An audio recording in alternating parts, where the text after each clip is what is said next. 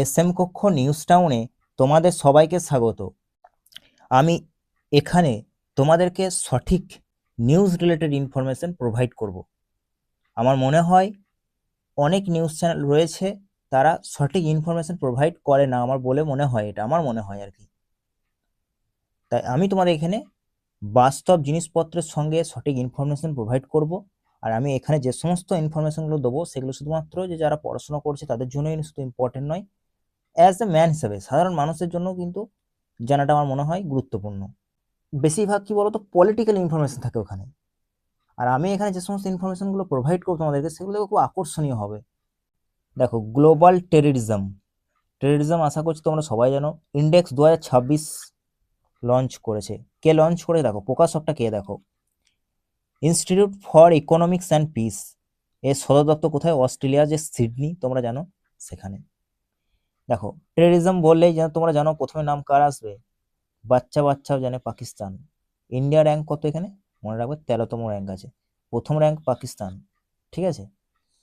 আর বর্তমানে যে রিপোর্ট এই সংস্থা প্রকাশক করেছে তার অনুযায়ী মধ্যপ্রাচ্য থেকে কিন্তু, মানে মধ্যপ্রাচ্য মানে বুঝতে পারছো এখন যেখানে যুদ্ধ চলছে ইরান এই জায়গাগুলো, ঠিক আছে, এখান থেকে কিন্তু বলছে আফ্রিকাতে কিন্তু কেন্দ্রীভূত হচ্ছে, মানে আফ্রিকাতে সরে গেছে, আফ্রিকাতে বলছে শিফট হয়েছে। কোথায়? সাহারা মরুভূমি এবং সাভানার যে মধ্যবর্তী 10টি দেশের অঞ্চল সেখানে শিফট হয়েছে, এই রিপোর্ট বলছে কিন্তু। ঠিক আছে। তার মধ্যে মালি রয়েছে, নাইজেরিয়া রয়েছে, সুদান রয়েছে, তারপর সেনেগলি রয়েছে, এরকম 13টি দেশ আরও কিন্তু রয়েছে।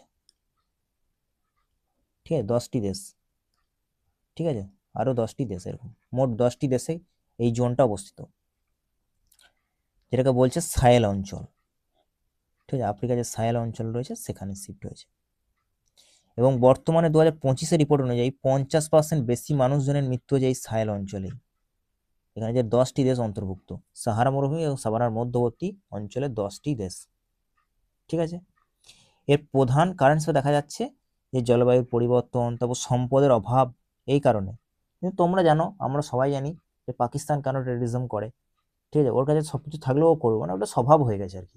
তাই দেখো Pakistan number 1 rank, Pakistan number 1 মনে রাখবে। এই ছোট্ট ছোট্ট ইনফরমেশন আমি তোমাদেরকে এইভাবে ভিডিওর মাধ্যমে দিতে থাকবো। কেমন লাগছে তোমরা অবশ্য কমেন্ট করে জানিও। এই ধরনের নিউজ ইনফরমেশন আমি তোমাদেরকে এই চ্যানেলে দিতে থাকবো। তোমরা জুড়ে থেকো, দেখা হবে নেক্সট কোনো নিউজে।